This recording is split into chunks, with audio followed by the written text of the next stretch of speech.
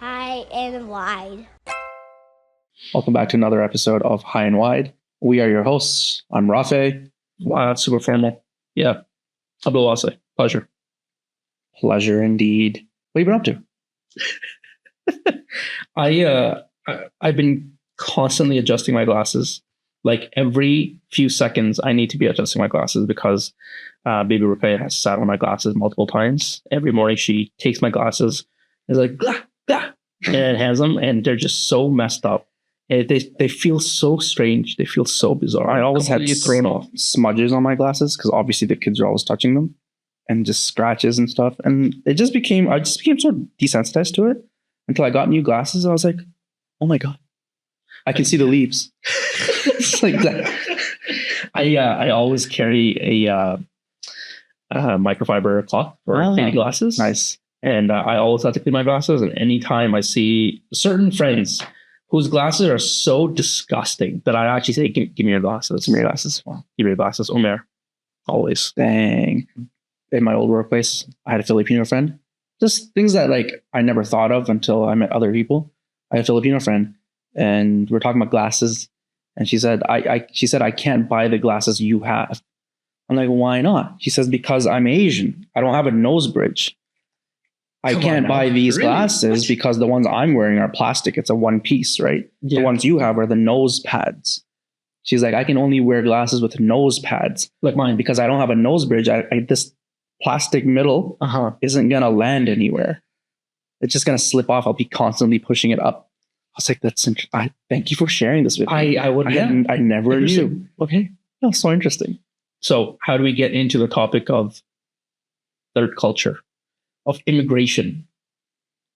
Well, funny enough, we got our glasses the time when we did our medical checkup in order to come to Canada.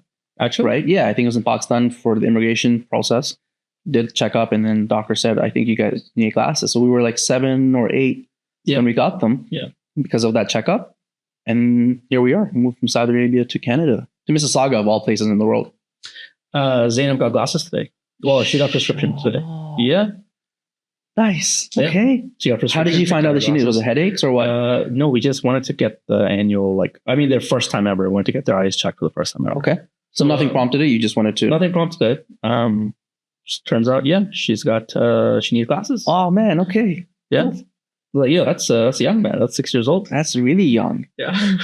Okay. And Zayd's good? Zayd's fine. Wow. My kids so far are fine. We'll see. We'll see if anything changes. Do you remember anything from our... I like to think that we had 2 childhoods, right? Everything before 8 years old was our first childhood. That was Saudi Arabia. That was the Middle East.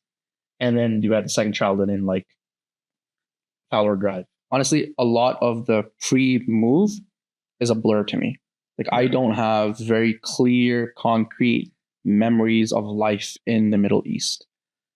We were 7 when we moved, so by then we had finished grade 2. So yeah, I remember certain things here and there, but not a whole lot, honestly. Like I know my wife remembers a whole lot more from her childhood than I do of my childhood. I think we've actually spoken about this. I think even I remember more about our childhood than you do. Then something traumatic must have happened. Something blocked that part of you, blocked those memories. Yeah. What do you remember? Dude, so much, man. Like I remember the exact layout of that house. Me too. Right? Yeah. I remember certain classmates, the classrooms, the teachers. I remember a new bicycle I got. I remember there's... Was it the bicycle that looked like a motorbike? That's right. Yeah, I remember that. Yes. I remember having way too many toy guns to play with. Wow. You know the cap ones, which is the red ring, and each time you pull the trigger, it pops. Yeah. Of course. Those, and then just other toy guns, remote control cars. I believe I'm better at controlling a remote control car than anyone else. I think that's the one thing I learned from all the toys. Like, what a skill! Congratulations! Oh man, I'd love to just make obstacle courses with my kids' toy cars. They're like, "How are you so good?" Like, because you suck. We had. Do you remember that we had this there was a bedroom adjacent to the living room where the TV was, right? And there was the first drawer. When you pull that, it was just VHS, like cassettes, and it was all the cartoons and stuff. Hold on, is this a separate room or the living room itself? You're saying? I don't think it was in the living room. I think there was a room next door, right next to that wall, and I think that's where we had all the different. I don't know what room this cassettes is. And stuff. It's not the TV room? No, it wasn't the TV room. I don't even remember now. There you go. We're going to have to map that out. I don't know. We're going to have to ask me. We're going to ask me. I mean, what was the map? What was the layout of the blueprint of this house? Okay. But you've been wanting to move to the Middle East for some time now. Oh, every 2 weeks, my wife and I would be like, why are we in this capitalistic society where you just, your whole motto is, I need to earn more money so I can save up or try to buy a house or put down debts or whatever. It's just money. It's just money, and like not having that sense of community or the village. Every 2 weeks, we're like, let's move somewhere. Let's go to Oman. Let's go to Qatar, and then because that would be what not money related. It's let's move to Dubai. Not interested in Dubai. My wife hates Dubai. But not being sarcastic, like those places are heavily influenced by the thought of seeking money, like capitalism. Yes, but there's pockets and good neighborhoods where you can raise your kids. Oh, so sure. It just also comes down to having your kids in an Islamic environment. I've always wanted to do Ramadan in a Muslim country. If I'm going to travel, I'd like to at least do that. But yeah, moving, we're like, sometimes we'll look at a contract. She's a nurse, right? So there's very lucrative nursing contracts where accommodation's paid, transportation's paid, your meals are paid, and you just work and you're taxed less. The expatriate, right? So we look at it every 2 weeks and we're like, okay, if we move, we're going to be richer, but lonely because our entire family is here. Let's just decide to be we'll just be poor here, but our hearts are full. Mashallah, because our whole family is here. That's richness. That's richness right in the there, heart. Right? That should have been the end of the episode. That was such a good place to just like conclude, right? Yeah, I would love to explore living in the Middle East with the kids for like a week. I guess that's not living. I'd love to vacation. Okay, so we'll do Ramadan together. I would not be able to do Ramadan. I think I need to experience Ramadan in a Muslim country. Unless you're talking about like doing it in Medina, I am not interested. It's Medina or nothing? Yeah. Like to do Ramadan elsewhere, outside? Yeah, dude, it's Medina or nothing. Why? Why not? There's so much more. There's a feeling of like meeting people here, like loved ones, like community members, friends. That's fine. Inshallah, they'll be here and alive next year. But like this year, I mean, I can't guarantee that. I mean, like perpetually. Like I mean to move permanently. Yeah, that's right. That's not happening. We're not moving. Okay, so we're just saying exploring just one Ramadan. That's what you're saying. Yeah. Just one Ramadan. Totally. In the Middle East. Absolutely. Okay. I'd love to do that. What do you think would be different? Just the vibe, man.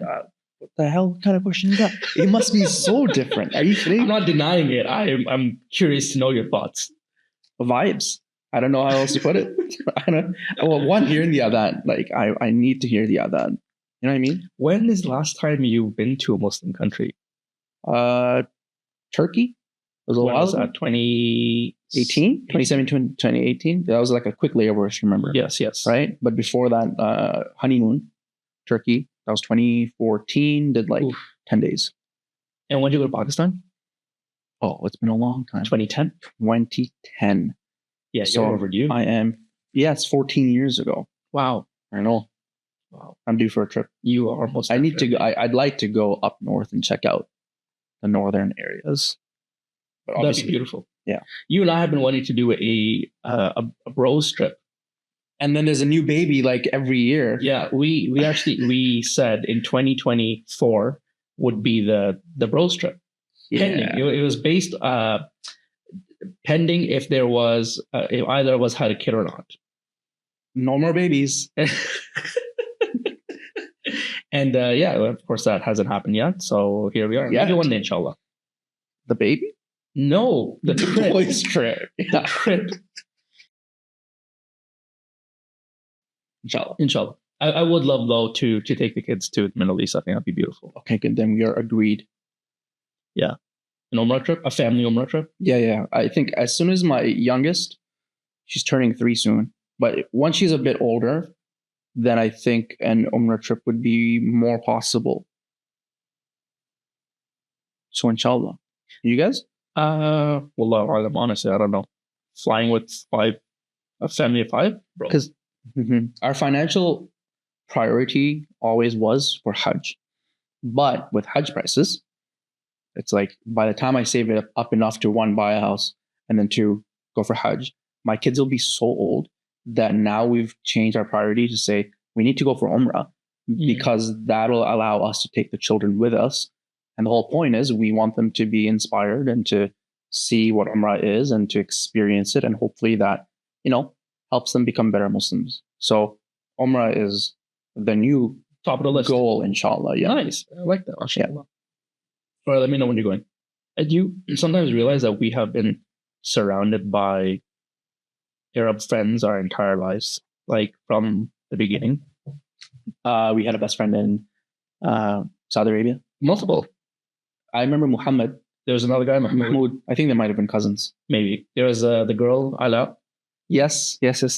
Like, They were all Egyptian. yeah. Wow. Yeah, they were. They were, yeah. We used to go to Muhammad's house every Wednesday because Wednesday night was like the Friday night because the weekend was different, right? The weekend was Thursday. The weekend was Thursday, Friday? I think so. At least, I think so. The Friday, Saturday? I don't remember. I remember going the Wednesday nights to play Warcraft. We didn't own a computer. Muhammad did. Yep. So we just go there and play Warcraft. And we were like 7 years old, building barracks and exploring the unmapped territory on the game, on the map. I do remember some things, Yeah.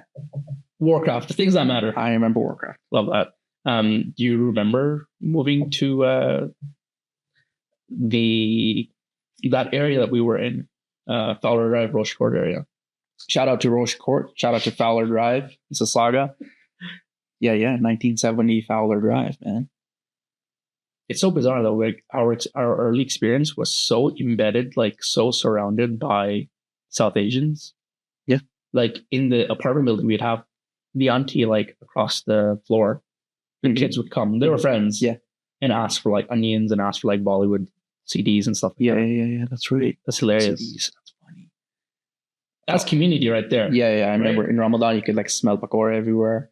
I mean, if you're not asking your neighbors for onions and tomatoes, are you really a community? Right. Good times. Good times. I remember taking our bikes out and just riding out, and our parents had no clue where we were. Like, can you imagine you or your kid doing that now? Where it's like, exactly. Unless they have an air tag on them. Yeah. Right? We used to play tag in 2 different buildings, apartment buildings, and it was inside and out. Yeah. And it would take like multiple hours. Yeah. And you could be on any floor in either of the apartment buildings running around. That's insane. And now when my kid goes like past the street, I'm like, oh, it's too sharp. What the hell happened? Yeah. The world changed. Inside the parking garage, behind the building. Yeah. Shout out to P2. Sharon Mall. Yeah. It was a different time. It was a different time. Yeah. Yeah. You were talking about Arab friends. Yeah. How did I get there? I was going to say, yeah, I mean, just being surrounded by, like, I mean, I think, yeah, I was topic of Middle East, and then our closest friends were always Arab. You married an Arab. Even to this day, our closest friends are still. Yeah. I mean, your children are half Arab. My children are mudbloods. SubhanAllah. Wow. SubhanAllah. Yeah. They've got a Dadi and Dada, and they've got a Sitti and a Sido. Nice. Right. How do you pass on your culture? I don't know if it's like an active thing. I think it just passively, they absorb it through visiting family. Obviously, the fact that my wife and I, we live with our parents, me and Abu, so they're absorbing culture from there, right? Whether it's through language or food or whatever phrases, or watching other people come into the house and the dawats and stuff like that. Yeah. Right. What about you? Yeah, same. I think I know that obviously our Urdu is not the greatest, right? And I know that I will struggle. Yours is better than mine. I will. Yours is give pretty you bad. that. Yeah. Yep. But I know that I can't pass on the language, unfortunately, to my kids as much as I would like. There's words and phrases and that kind of stuff that, I can pass on. But because I never grew up speaking it fluently, I can't expect my kids to be speaking it fluently. Right? I mean, starting at the age of 4, we went to an American school. And so we were just speaking English. That's right. Starting preschool and kindergarten. So this whole speak more Urdu, that's been happening. Like our parents have been saying that to us since we were very young. People actually are shocked when they find out that I wasn't born here. I had old coworkers who were shocked that I was born in Saudi Arabia. You bloody immigrant. Yeah, because they just assumed that I would have some sort of accent or something while speaking English. And they're just shocked. But back to your question. So language is going to be obviously difficult to pass on. But certain parts of it, hopefully, inshallah, I can. But the rest, I think there's always in our family has been a big emphasis on food, clothing, mannerisms, tradition, that kind of stuff. Yeah. So I'd love to pass that on, hats, cultural hats. Yeah, nice. I've always loved pakos and Sindhi topis and that kind of stuff. Actually, yeah. The Jinnah caps. Okay. I have 3 Jinnah hats. Nice. I always wear them on Eid, and the uncles give me so much respect. Or I used to wear them on Jummahs too, actually, sometimes. Yo, uncles, bro, the smiles on their faces is great. So stuff like that I'd love to pass on, but I do wish at times that I could speak more fluently. I think even from my work perspective, I've had certain clients who want to have a Urdu speaking therapist.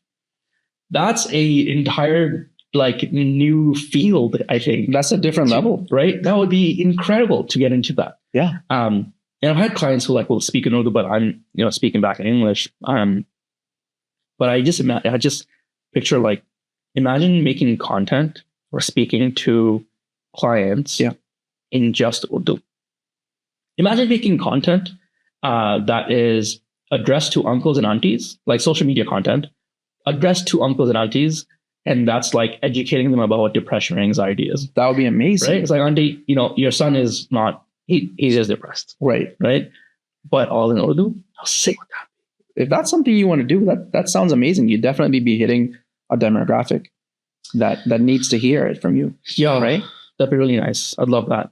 But I think lately with, I've been thinking more of with obviously Palestine going on, just decolonizing. And with that comes this passion or want to explore my own culture, my own language, my own heritage, following people who are BIPOC, even the people that we would see. So, for example, I almost feel now I want to, if I wanted to go for, let's say, an eye exam or whatever it is, I would be more inclined to go for a BIPOC professional because I want to. I want to now. I feel they would just better understand. Yeah. Than someone else, right? Especially in the field of therapy. But I mean, even seeking out any healthcare provider, I agree with you. Find someone that understands what you're going through and looks like you. You'll have that connection, right? Yeah. Speaking of decolonization, though, it's interesting wanting to learn your mother tongue because, in a way, we were forced to learn this language that we're speaking in. Yes. Right? Why did we learn it? Because we grew up in Saudi Arabia. What were we doing in an English school in Saudi Arabia? It was the Gulf War. It was the U.S. military built a city and all these expats came in. Why is the U.S. military in that city? Well, oil. Mm-hmm. That's what they were doing there. Yeah. So all these people just had to learn it. Yeah. And, even for those within the family who didn't moved to Saudi, they still had to learn English. What was the South Asian world like prior to British colonization? I wonder what that was like. Rich. Yeah. Dude, I found this podcast. I forget the name of it. I'll send it to you. I sent it to Ummi. It was 2 Urdu, professors, I think. The entire podcast is in Urdu, and they are talking about the Urdu language itself. Okay, cool. Crazy. It's so good. It's so good. Some of the words way over my head, right? Because the one uncle, he's older, and he speaks not a word of English in this podcast. Okay. As he speaks about Urdu, and he's talking about how Urdu is such a adaptive language. It's so malleable that I can borrow words from different languages, and it fits into the structure of Urdu so well. Okay. And that's why it's so easy for people to stop speaking Urdu or mix it with a different language, because it just flows well. And then you slowly have less people, like the number of Urdu speakers will diminish or is diminishing because it's so malleable. Interesting. And I thought, what? And I was like, what did it look like prior to the British? What was it? I wonder what it was like. My wife will sometimes ask me, what's the word for this thing in Urdu? And she wants to ask lights. Like, how do people say lights in Urdu? I'm like, honestly, I think they just literally just say light. Yeah. They close the light. They'll use the word light.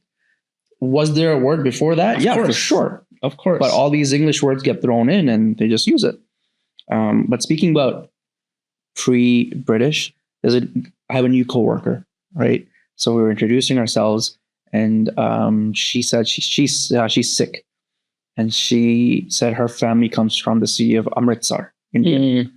And I was like, oh, cool. My family comes from Karachi, but I was born in Saudi Arabia. And I told her that my grandparents actually are from UP, northern India. And she says, wow, my grandfather actually is from Lahore and then had to go to Amritsar post the partition. I was like, interesting. My family was from UP. And then so we crossed sides. And then here we are meeting in Brampton, which is so interesting. Yep. I got to learn more about partition history. Yeah, I really do. Me too. I mean, it was the largest mass migration in human history. Wild. It is wild.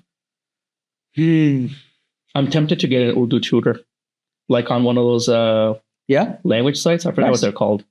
Just like try it out. 15 minutes. Let's see how good my conversational skills are. I was listening to an Urdu podcast. This was like sometime last year, just to hear more of it, And then this one time I remember I was cooking something. I wanted to cook something.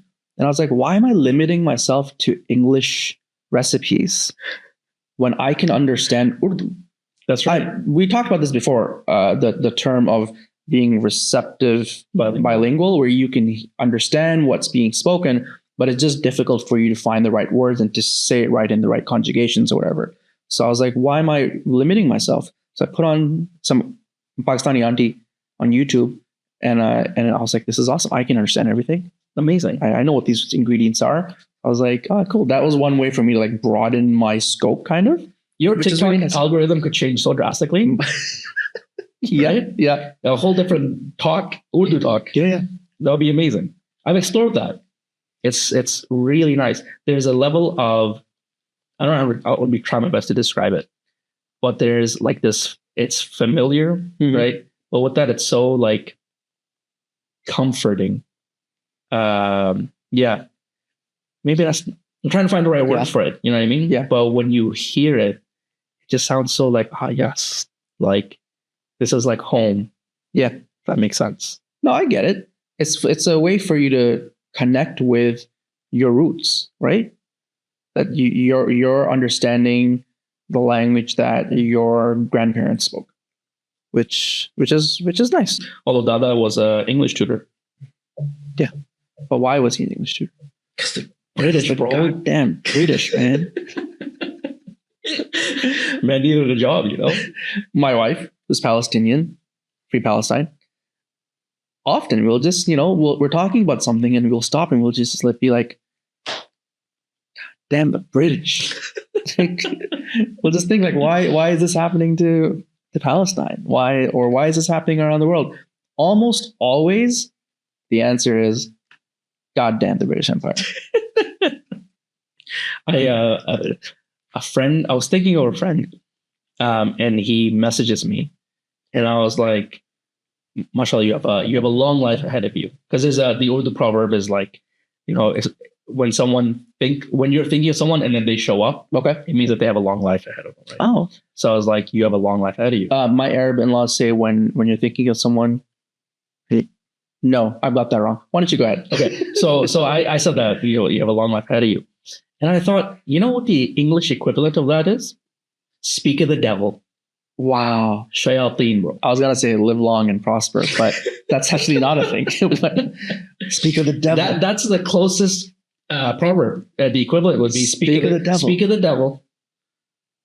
May you have a long life ahead of you. Speak of the devil. That's what's interesting. Have you read Mornings in Janine? No, but it's on my list. To be honest, I think I've been avoiding it because I know how sad and tragic that book You is. must. And with the context of Palestine and Gaza. You must. You read that one, then the second one, and then the third one, Against a Loveless Life or something like that. That was my favorite one. But anyways, Mornings in Janine, this girl, she's talking about how the Arabic language is so full. It's so rich, where they're thanking people who, someone gives her something and she says, God bless your hands.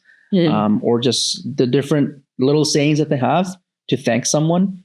Compare that to what you're saying, speak of the devil, where it's just like you're comparing these like rich languages that are praising other people, and you're thinking the best of them, and you're putting them on this pedestal to say like you're honoring them and you're giving them this dignity. Bro. And then on the other side, it's like, speak of the devil. That's yeah. Even with my name, like we're doing a play date for the kids, and it was the first time I had met this like white dude, and I introduced myself as Abdul Wasi instead of I've been called Abdul for like so long. Yeah, most people would say AW, but I said Abdul Wasi, and he was nice enough. Like he's like, what's like, how do you say it? Oh, good. So it's like the bare minimum. Yeah, but I said, if I usually tell people that if you can say Daenerys Targaryen, you can say Abdul Wasi. And he had such a good laugh. Yeah. And then from that day on, it's been like a year and a half or something. He always calls me Abdul Wasi. Nice. Emails, texts, sees me Abdul Wasi. And I think that's part of that decolonization thing. It's like, yo, you can say Anne Marie, can't you? He said Daenerys Targaryen. Yeah. How hard is my name? We had to tell my son that, right? Because it's so easy to shorten the name Zakaria. To a nickname, right? Of course. So we had to say like, no, we chose this name for you, and he gets that. But it was just it was a conversation that needed to be done early on. It was necessary. I think all the cousins call him like shortened, like nickname. He has a shorter name, but not the white people shorter name. Like it's not Zach, right? Yeah. We'll say Zaki because early on, like in their dialect, Zaki means something delicious. He was just a delicious baby, so we just started saying Zaki. Nice. So that stuck. Not because we want to shorten the name, but he was a little delicious baby. Just wanted to bite him, so that name stuck. So yeah, he's Zaki. But certain people, like you go to swim class and they say Zach or something like that, where instructors and coaches call it to him, then it's like, hey, no, his name's Zakaria. I like that. Good for you guys. Solid. This podcast is brought to you by Warsha Studios. It's available on YouTube and Instagram, and the audio recordings are on Apple and Spotify. Thank you, and we'll see you on the next episode.